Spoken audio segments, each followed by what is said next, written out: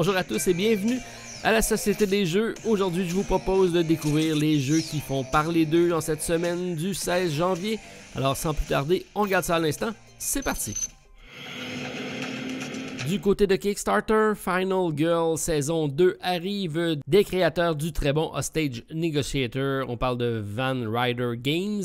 On a présentement 6147 contributeurs pour 1 376 000 $ d'accumulés et une campagne qui se termine le 3 février prochain. Le jeu est disponible à partir de 40 $ US pour un scénario, 90 pour 2, 159 pour la saison complète, soit la 1 ou la 2, 209 pour les deux et pourquoi pas 299 pour la totale. Alors c'est un jeu solo qui est présentement disponible seulement en anglais par contre, mais l'éditeur a eu la très bonne conscience d'attendre la fin de la livraison de la saison 1 avant de débuter sa campagne Kickstarter.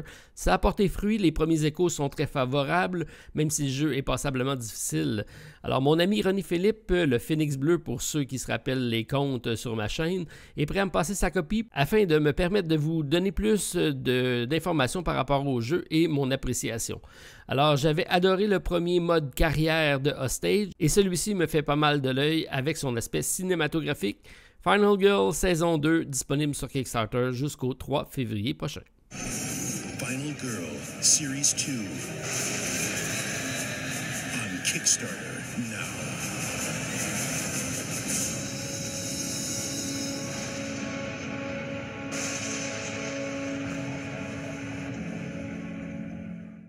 Également disponible sur Kickstarter, Skytier Horde, un jeu de cartes de défense de château asymétrique pour 1 à 3 joueurs.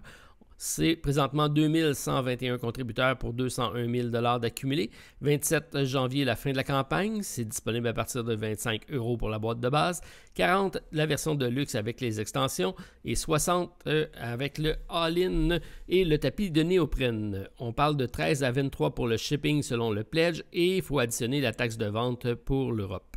La livraison est prévue pour novembre, ça c'est à voir. 2 modes de jeu disponibles, 1 à 2 joueurs en mode solo ou coopératif, 2-3 joueurs en mode compétitif. C'est un jeu de deck building magnifiquement illustré, s'installe rapidement, se joue à une trentaine de minutes. On a 8 decks pour 8 styles de jeu très différents, assurant une bonne rejouabilité. Me fait beaucoup penser à Sanctuary de Keeper Era de Tabula Game. Il est à noter que le jeu de plateau Skytier sera également disponible en add-on dans la campagne et en français. Horde, par contre, est disponible seulement en anglais présentement, mais le PDF des règles sera disponible si jamais vous souhaitez l'avoir. Alors, Skytier Horde, c'est sur Kickstarter et jusqu'au 27 janvier prochain.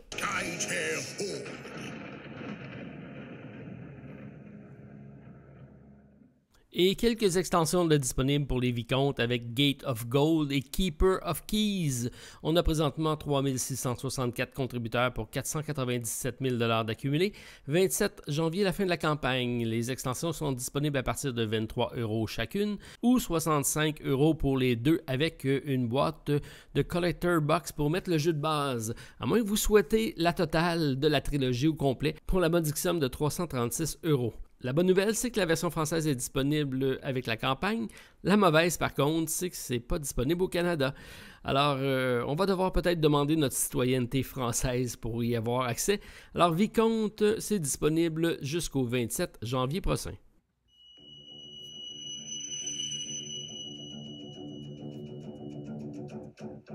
Yucatan.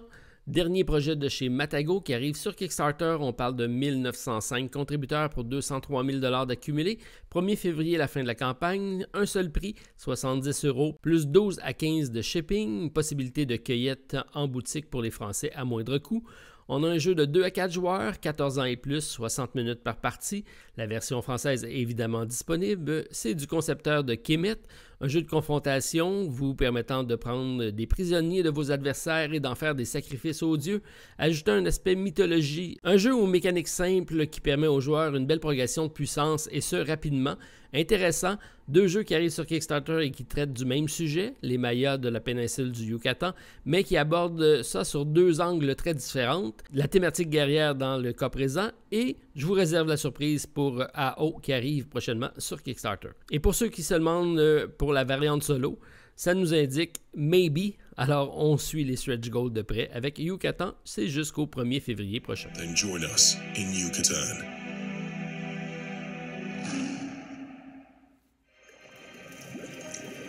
Collab, un jeu compétitif mais collaboratif de placement de dés et de construction de tableaux pour 1 à 4 joueurs. C'est des concepteurs du jeu Palm Island que j'apprécie particulièrement en voyage. On parle de 1600 contributeurs, 94 000 $ d'accumulés, 8 février, la fin de la campagne. C'est disponible à partir de 45 $ US pour la version boutique, 60 pour la version de luxe et 100 $ pour le all-in. Le jeu est en anglais, mais les règles et un guide des cartes sera disponible en français avec le jeu. Un placement de minions qui nous permet d'obtenir des dés, des cartes et des ressources pour activer notre tableau de cartes. La twist, les minions travaillent pour tous les joueurs, donc on collabore dans le lab, d'où le nom collab, pour être le scientifique avec la plus grande renommée à la fin de la partie. Sans grande surprise, mon ami Rado a bien aimé. C'est un bon vendeur. Alors, j'ai quand même accroché au jeu. Collab, c'est disponible jusqu'au 8 février.